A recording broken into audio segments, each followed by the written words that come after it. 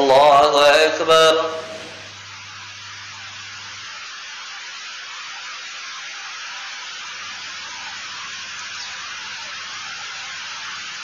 سمع الله لمن حمده. الله أكبر.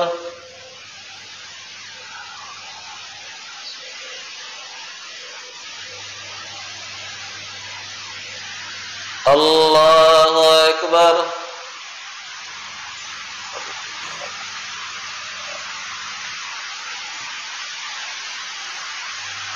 الله أكبر.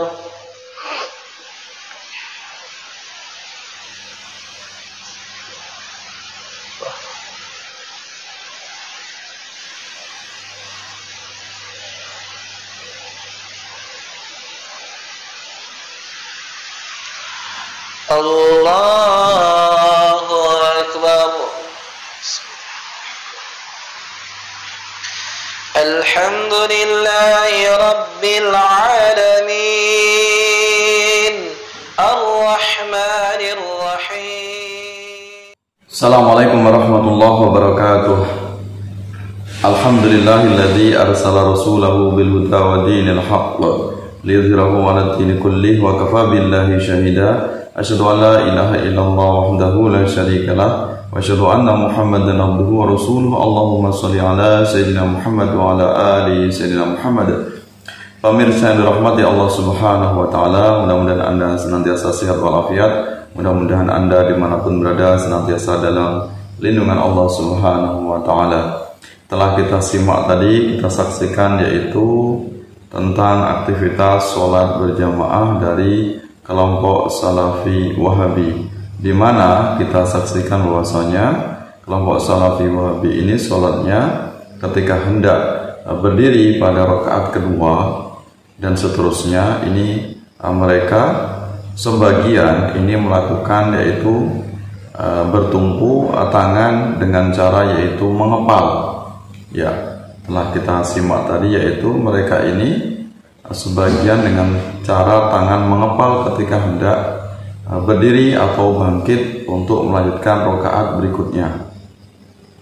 Ternyata di sini apa yang mereka amalkan ini sangat bertentangan dengan sunnah Rasulullah Shallallahu Alaihi Wasallam. Mengapa demikian? Karena apa yang mereka lakukan, mereka amalkan ini memang tidak pernah dicontohkan oleh Rasulullah Shallallahu Alaihi Wasallam, dan juga para ulama salaf termasuk ulama madhab ini ternyata tidak ada satupun di kalangan imam mazhab, apakah itu mazhab Syafi'i, Hanafi, Maliki dan Hambali, yang memberikan contoh atau memberikan hujah dalil tentang mengepalkan tangan ketika hendak melanjutkan sholat bangkit rakaat pada gerakan rakaat berikutnya. Ini ternyata tidak ada dasarnya.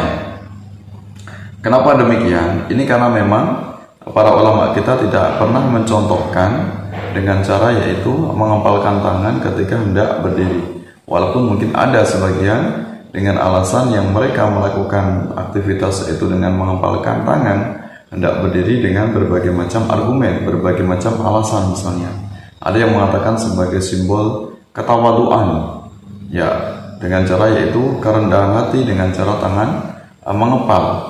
Namun apapun yang mereka lontarkan, mereka berikan alasannya, ternyata memang ini tidak ada contoh dari Rasulullah SAW, tidak ada contoh dari para sahabat dan para ulama salaf, termasuk ulama kita, ulama Ahlussunnah wal Jamaah dari mazhab manapun. Ini tidak pernah memberikan rekomendasi, tidak pernah memberikan contoh, ya, karena memang bukan bagian dari sunnah Rasulullah SAW dengan cara yaitu mengepalkan tangan. Ya, memang kalau kita telusuri dalam beberapa literatur, ternyata memang ada seolah-olah ini hadis yang seolah-olah sepertinya ini memberikan perintah atau memberikan kesunahan dalil tentang mengepalkan tangan ketika hendak berdiri. Nah, ini salah satu di antara hadisnya Ini bisa kita lacak. Ini hadisnya. Ketika Rasulullah SAW bangkit dalam sholatnya, beliau meletakkan tangannya di atas tanah sebagaimana tukang adunan roti meletakkan tangannya. Ya, jadi seolah-olah tangannya ini menggenggam, seolah-olah tangannya ini mengepal seperti orang yang sedang membuat adonan roti. Ya, nah ini yang difahami oleh sebagian dengan memahami bagaimana bunyi teks hadis. Nah, sekarang akan kita kaji bagaimana kondisi hadis tersebut, kemudian bagaimana cara memahaminya. Yang pertama berkaitan dengan kualitas hadis. Ternyata ini para ulama ini mengatakan bahwasanya hadis ini, hadis yang dijadikan hujah atau dalil kelompok yang mengempalkan tangan, ternyata hadisnya adalah dhaif. Dhaif ini berarti hadisnya adalah lemah. Kalau hadis dhaif ini kita tahu kelompok Salafi Wahabi ini sangat ketat dalam mengamalkan hadis. Mereka sangat menolak yang namanya hadis dhaif. Nah, ternyata ini memang jelas bahwasanya hadis ini adalah hadis dhaif. Kenapa kemudian kelompok Salafi Wahabi masih mengamalkan hadis dhaif? Yang ini tidak ada pernah mendapat rekomendasi dari ulama manapun, termasuk 4 imam mazhab tidak pernah memberikan rekomendasi atau memberikan anjuran atau memberikan pendapat tentang kesunahan mengepalkan tangan, karena memang ini bukanlah amalan sunnah, tidak pernah dicontohkan oleh Rasulullah. Nah, ini dari berdasarkan kualitas hadis. Ternyata hadis ini yaitu hadis dhaif, yaitu hadis lemah yang sangat berat untuk kita jadikan sebagai dalil atau sebagai hujah dengan menghafalkan tangan. Nah, kenapa disebut sebagai hadis dhaif atau hadis lemah ini?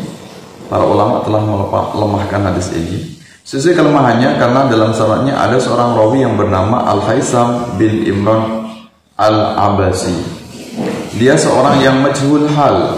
Sejumlah rawi telah meriwayatkan darinya, akan tapi tidak ada yang mentausiqnya. Berarti dia bukanlah orang yang siqah, bukan orang yang terpercaya. Jadi orang yang sulit untuk dipercaya. Jadi para ulama hadis, para imam ahli hadis ini ternyata menganggapnya sebagai orang yang majhul. Majhul itu berarti orang yang asing atau orang yang jahal. Ya, berarti orang yang tidak layak untuk diambil riwayatnya. Kenapa? Karena bukan orang yang siqah. Nah, jadi bukan orang yang terpercaya.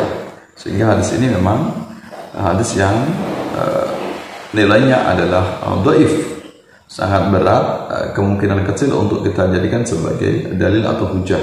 Apalagi yang jelas di sini adalah kelompok Salafi yang memang sangat menentang keras, yaitu tentang hadis dhaif. Kelompok Salafi Wahabi ini murni hanya mengamalkan hadis sahih dan hadis hasan, ya. Atau hadis hasan pun mereka sangat jarang sekali, karena mereka lebih mengutamakan yaitu hadis sahih. Nah, ini jadi dari segi kualitasnya, ini hadis ini tidak dianggap, tidak bisa dikatakan sebagai hadis sahih, namun hadis dhaif. Kemudian para ulama kita, ulama Ahlus Sunnah wal Jamaah, ini mengatakan bahwasanya yang namanya dalam teks hadis itu adalah al-ajin. Ya, maknanya al-ajin adalah membuat semacam adonan roti. Ya, adonan roti ini ternyata para ulama ini menafsirkan bukanlah dianggap sebagai mengepalkan tangan. Jadi mengatakan adonan roti ini bukan seperti yang dipahami oleh kelompok Salafi Wahabi, yaitu maknanya mengepalkan tangan, ya. Jadi bukan mengepalkan tangan.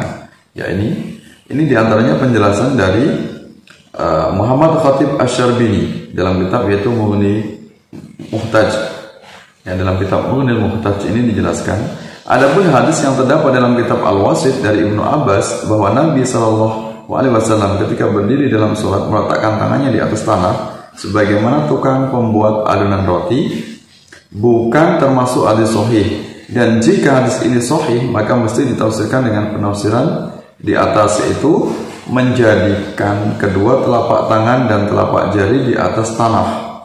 Dan yang dimaksud dengan al-ajin adalah orang yang tua renta, bukan tukang pembuat adonan roti.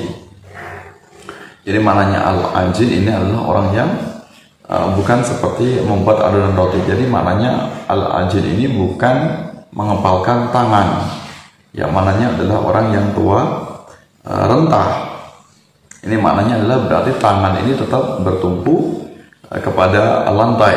Jadi dua-duanya ini bertumpu atau menekan kedua lantainya.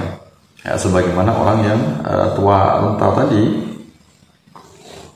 Ya, jadi fisiknya lemah, bukan seolah-olah tegap atau gagah sebagaimana dengan cara mengepalkan tangan. Nah, ini pendapat dari Imam Muhammad Khatib Asy-Syarbini dalam kitab Mughnil Muhtaj.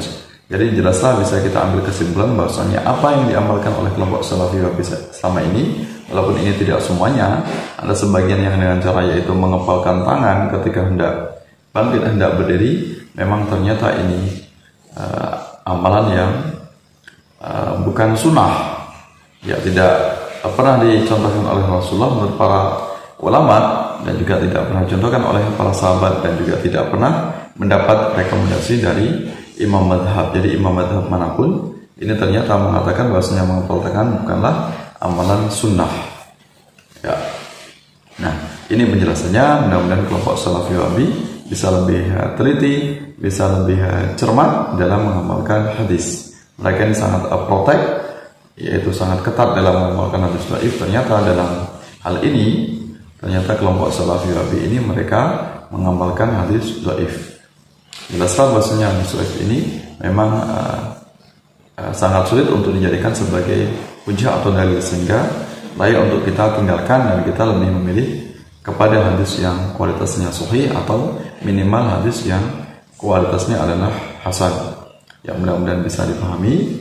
Terima kasih atas perhatiannya. Mohon maaf atas segala kekurangan, segala kehilafan. Mudah-mudahan kelompok Salafi Wahabi mereka semuanya bisa melaksanakan sholat sebagaimana yang dicontohkan oleh Rasulullah, yaitu sunnah Rasulullah Muhammad SAW. Wallahu a'lam bishawab. Wallahu muwaffiq ila aqwamit thoriq. Wassalamualaikum warahmatullahi wabarakatuh.